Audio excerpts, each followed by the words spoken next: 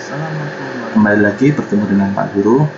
Kita akan melanjutkan materi yang kemarin, yaitu kita sampai di pembelajaran kedua, subtema 2, tema 3. Hari ini kita akan belajar tentang hak dan kewajiban kita ketika kita memiliki hewan peliharaan, dan kita juga akan belajar untuk membuat mozaik.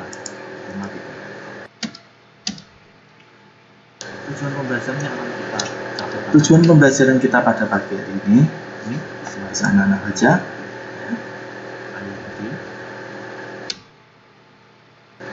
Anak-anak bisa lihat di layar ini ada macam-macam hewan peliharaan, kucing, kelinci, ikan, kura-kura, dan sebagainya. Tapi ketika kita memutuskan untuk memelihara sesuatu, kita tidak boleh lalai.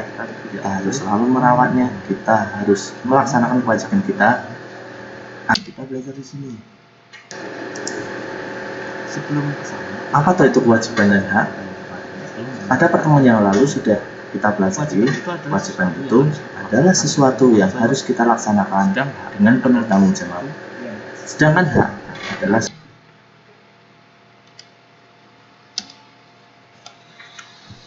apa hak kita ketika memelihara hewan? Yang pertama adalah kita bisa bermain dengan hewan peliharaan. Kita mendapatkan hiburan dari hewan peliharaan, hilang rasa kesepian, belajar bertanggung jawab, dan belajar mandiri. Kemudian, apa kewajiban kita? Yang pertama adalah memberi makan dan minum. Yang kedua adalah membersihkan atau memandikan. Yang ketiga adalah memberikan kandang yang baik dan membersihkannya. Kemudian mengobati ketika sakit dan memberi vaksin penyakit. Dan yang terakhir adalah memberikan perhatian dan kasih sayang. Jika kita melaksanakan, apa dampaknya? Apa ya dampaknya? Dampak bagi hewan, yang pertama adalah hewan menjadi sehat, bersih, hidup dengan baik, dan menjadi penurut. Kemudian, apa dampaknya bagi lingkungan? Tentu ada. Yang pertama, tidak ada hewan peliharaan yang berkeliaran mencari makan. Lingkungan tidak terganggu dengan adanya hewan peliharaan. Lingkungan menjadi tertib, tidak khawatir adanya penyakit menular dari hewan, dan lingkungan menjadi damai. Apa yang terjadi jika kamu tidak melaksanakan kewajiban? Ini juga ada dampaknya. Yang pertama, dampak untuk hewan. Hewan menjadi kelaparan dan haus, kotor dan tidak sehat, tidak bisa tidur dengan baik, menjadi sakit, liar dan tidak terurus. Selain untuk hewan, juga ada dampak bagi lingkungan. Yang pertama adalah menimbulkan suara berisik, dapat menimbulkan penyakit. Hewan berkeliaran kemana-mana, manusia dapat menularkan penyakit kepada manusia, dapat mengganggu ketentraman lingkungan. Itu adalah dampak bagi lingkungan ketika kita tidak melaksanakan kewajiban kita memelihara hewan. Jadi kesimpulan kita, ketika kita mempunyai hewan peliharaan, kita wajib merawatnya. Ketika kita merawatnya dengan baik, akan membuat hewan peliharaan kita sehat. Misalkan memberi makan, membersihkan, memberikan tempat yang bersih, mengobati rasa sakit, dan menyayanginya. Bayangkan jika hewan peliharaan kita kotor, pasti akan mengganggu lingkungan. Oke, kita akan menuju ke SPDT. Kita akan belajar tentang mozaik. Apa itu mozaik? Mozaik merupakan karya seni rupa 2 atau 3 dimensi yang dibuat menggunakan bahan dari keping-keping yang dipotong-potong atau utuh, misalkan biji-bijian.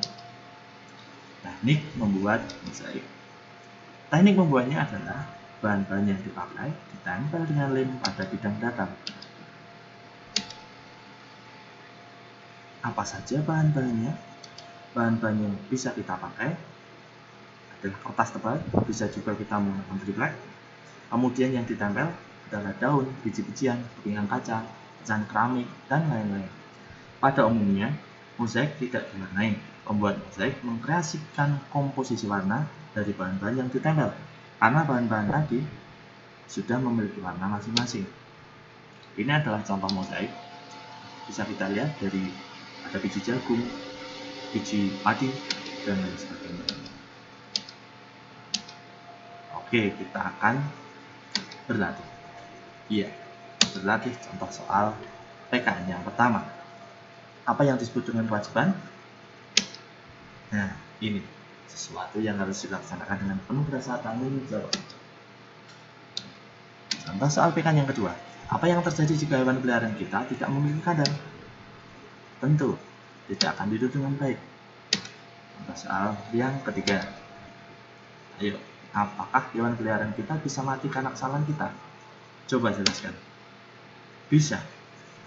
Karena jika kita tidak bisa melaksanakan kewajiban kita untuk merawat, hewan peliharaan kita akan terlantar, tidak terawat, dan bisa mati karena berbagai sebab. Sekarang kita ke soal SPDP. Contoh soal yang pertama, apa yang disebut mozaik itu? Tadi sudah ya.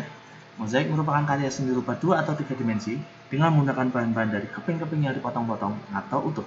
Misalkan biji-bijian yang ditempel pada bidang datar. Contoh soal yang kedua, apa saja bahan yang bisa dipakai untuk membuat mozaik? Kertas tebal, daun, biji-bijian, kepingan kaca, kacang keramik, lain-lain. Yang ketiga, apa yang harus dilakukan pembuat mozaik agar bisa menghasilkan mozaik yang indah?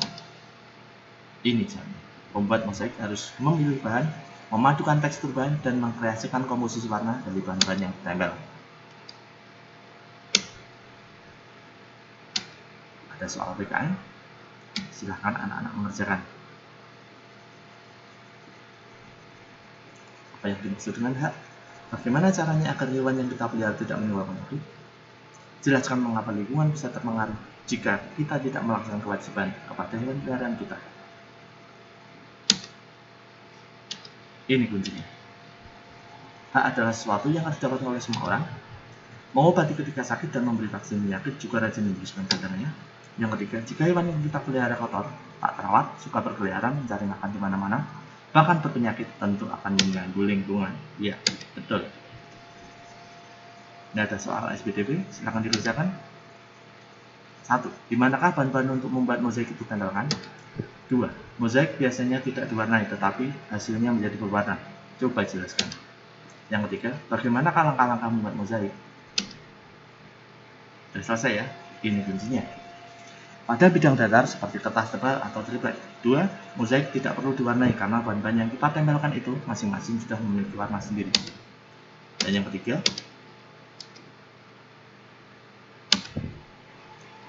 langkah-langkah membuat mozaik. Yang pertama, siapkan bahan, gambar pola,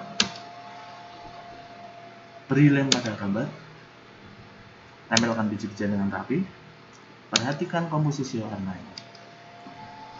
Sekian pelajaran dari ini. Terima kasih sudah menyimak video dari Pak Guru.